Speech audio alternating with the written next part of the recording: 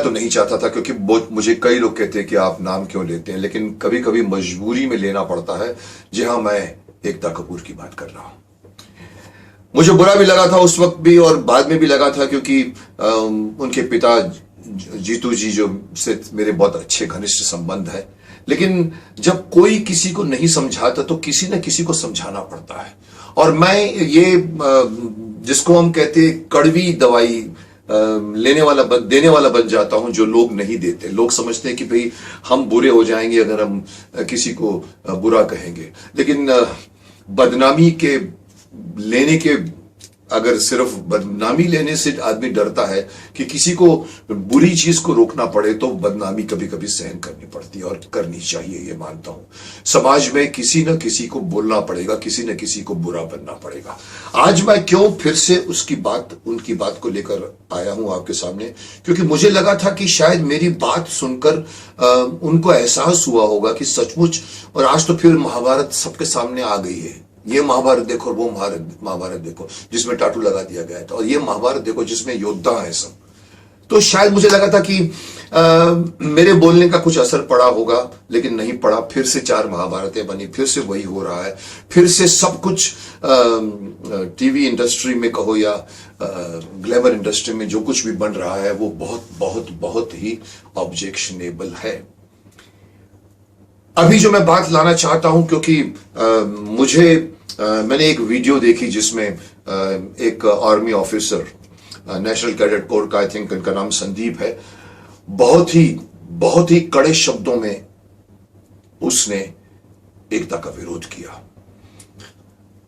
क्योंकि एक ऐसी फिल्म एक बना दी है हमारे डिफेंस फोर्स को लेकर, आर्मी को लेकर, जो सबसे रिस्पेक्टेबल पोजीशन पर है। वो आर्मी जो काम करती है, तो आप इस तरह के घर में आराम से बैठकर इस तरह की सीरियलें बनाते हो, उस आर्मी को आप एक बुरी लाइट में पेश कर रहे हो।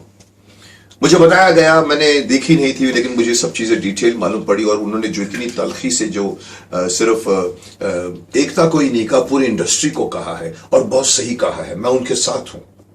उन्होंने कहा कि सब चुप है।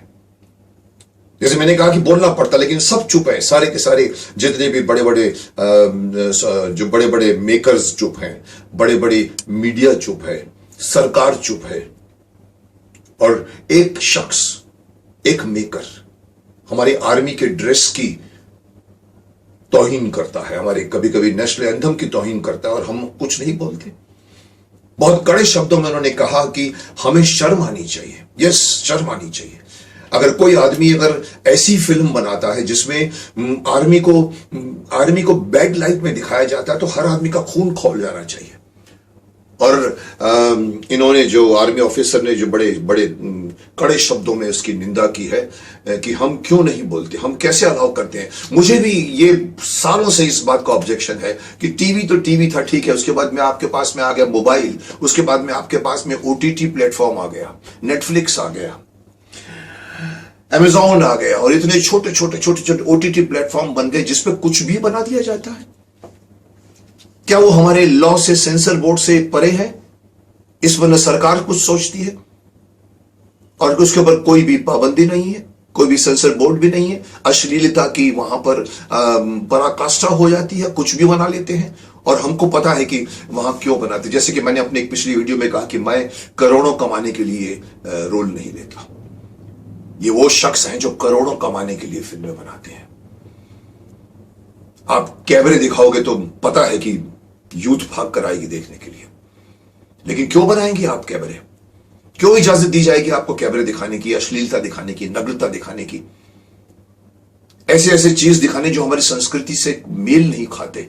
ऐसे ऐसे प्रोग्राम्स ओटीटी पर बन रहे हैं जिस पर कोई पाबंदी नहीं है। और ये जो प्रोग्राम जिसके बारे में बहुत बड़े लेवल पर विरोध हो रहा है, मैं समझता हूं एक हिंदुस्तानी भाव है, उसने भी इसका विरोध किया है, लोग विरोध कर रहे हैं, मैं भी उसका विरोध करना चाहूंगा कि कौन देता है आपको इसकी इजाजत कि आप एक हिम्मत अपनी इतनी बड़ी, आप एक दादागिरी बता रहे हैं कि एक आर्मी ऑफिसर की लाइफ के बारे में बता रहे हैं कि उसकी जो पत्नी है वो बॉयफ्रेंड के साथ भी, जब उसका पति अवे है, अफेयर करता है। ये दिखाने की हिम्मत किसने आपको दी है?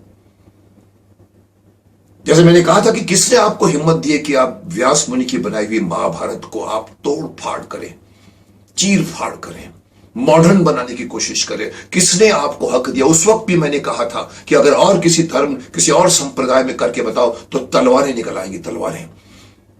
आज क्यों नहीं तलवारें निकलती जब हमारी संस्कृति पर हमला हो रहा है, हमारे देश की मिलिट्री पर बदनामी, मिलिट्री को बुरी लाइट में दिखाया जा रहा है? क्यों नहीं कोई रोकता ऐसे मेकर को? रोकना तो छोड़िए साहब, पद्मश्री तक दी जाती है। पद्मश्री देने का मतलब अभी निकलता है कि पद्मश्री ऐसे लोगों को मिलती है जिनकी पहचान होती है। ये गलत मैसेज आप पूरे हिंदुस्तान भर में दे रहे हैं कि ये जो अवार्ड्स मिलते हैं वो सिर्फ पहचान से मिलते हैं। ऐसे लोगों को आप पद्मश्री दे देते हो जो अश्लीलता के नाम पे फिल्में बनाते हैं। सीरियल तक तो मैंने कहा था कि सास भी कभी टाइप की सीरियल बनाकर हमारे देश की औरतों को बुरी लाइट में दिखा रहे हैं। ऐसी औरतें नहीं होती हमारे देश में, वो तो छूट गया पीछे। आज तो आप ऐसी ऐसी फिल्में बना रहे हैं, पॉर्न स्टार को लेकर आप फिल्में बनाते हैं। मकसद क्या है? मकसद यही है कि उसके नाम पर लोग देखने आएंगे, यानी कि आपको टीआरपी चाहिए, आपको करोड़ों रुपए कमाना है, आपको बिजनेस के एंटरप्रेन्योर बनना है। शर्म आनी चाहिए ऐसे लोगों को, और शर्म आनी चाहिए हमारी समाज को भी कि जो उसको रोकने के लिए आगे नहीं आता। हम एंजॉय करते हैं, हमारे में से 100 में से 65% लोग उस तरह के सीरियल देखकर एंजॉय करते हैं। वो नहीं करते जो मैंने महाभारत के टाइम पर खड़े क्यों नहीं हो जाते हिंदू? वैसे आज क्यों नहीं समाज के जो अपने आप को कहते हैं कि बुद्धिजीवी कहते हैं अपने आप को, जो अपने आप को कहते हैं कि देश की संस्कृति को हम जानते हैं, वो क्यों नहीं उठ के ऐसी सीरियलों पर अंकुश नहीं लगाने पर सरकार को क्यों नहीं कटघरे पर खड़ा करते? क्यों नहीं सेंसर बोर्ड है? बिकॉज बाहर से आ रहा है, बाहरी मुल्क से आ रहा है तो आप उसको अलाउ करोगे? बिगड़ तो आपके बच्चे रहे हैं ना भाई, बिगड़ तो आपका यूथ रहा है ना। मैं कड़े शब्दों में इसका विरोध करता हूं कि अगर इस तरह की फिल्म बनी है जो हमारे आर्मी को, हमारे आर्मी की ड्रेस को अगर बुरे तरह से दिखाया, उसका अपमान किया है, तो ऐसे अपमान करने वालों को बहुत सही कहा उस आर्मी ऑफिसर ने, कटघरे के पीछे होना चाहिए। मैं देख रहा हूं उसकी आवाज में जो तलखी है, उससे मुझे लग रहा है कि पूरी मिलिट्री फोर्स खफा है इस बात को लेकर। और वो मिलिट्री जो आपकी प्रोटेक्शन करती है, वो अगर आपके सामने आकर खड़ी हो जाएगी तो आपको कौन प्रोटेक्ट करेगा? आप उनको भड़का रहे हो जो हमारे देश की सुरक्षा करते हैं, जो आपकी सुरक्षा करते हैं। उस सुरक्षा में आप इस तरह की फिल्में बनाते हैं, चैन की नींद सोते हैं आप। उस आर्मी ऑफिसर की कहानी को उठाने का आपको किसने दिया हक? आप कुछ भी बना लो, क्योंकि सेंसर नहीं है, न सरकार बीच में आती, न सेंसर बोर्ड बीच में आता है। बस आप बनाइए, कमाइए, करोड़ों रुपए का हिट होते हैं। यूथ जो है अपने मोबाइल में बैठकर वो देखता रहता है, एंजॉय करता है। अरे यूथ तो पॉर्न भी देखना चाहेगा ना, क्या आप उसको पॉर्न दिखाओगे? कहीं ना कहीं से तो रुकावट होनी चाहिए। मैं यही बात मैं कहना चाहूंगा कि इस तरह की फिल्में बननी बंद होनी चाहिए। इस तरह के अगर इस तरह की चीजों को अगर आप उनके सामने परोसोगे तो न वो एक्सरसाइज करेंगे, न योगा करेंगे, न ठीक से पढ़ेंगे, न ठीक से ज्ञान लेंगे। और आप समझ सकते हैं कि अगर यूथ बिगड़ गई तो वो देश बड़ी मुश्किल से बचता है। तो मेरी गुजारिश भी है, और मैं उन सभी लोगों को कहना चाहूंगा, आगे बढ़ो और रोको इस तरह की हरकतों को। एक तरह का एक प्लेटफॉर्म बनाओ जिससे हम ये जो हम